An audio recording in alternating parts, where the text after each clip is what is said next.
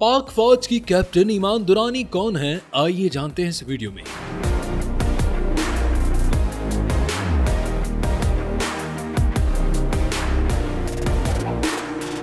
पाक फौज की कैप्टन ईमान एक नौजवान और इंतहाई काबिल अफसर हैं। उन्होंने पाकिस्तान मिलिट्री एकेडमी से तरबियत हासिल की।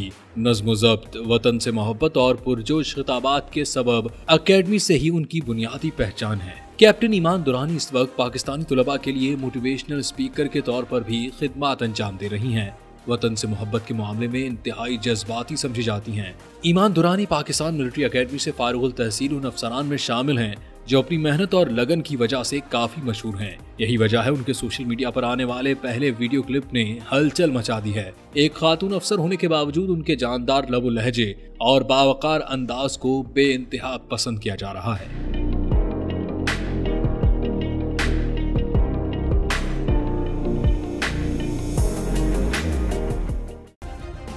सब्सक्राइब करें और बेल दबाएं ताकि कोई खबर रह न जाए।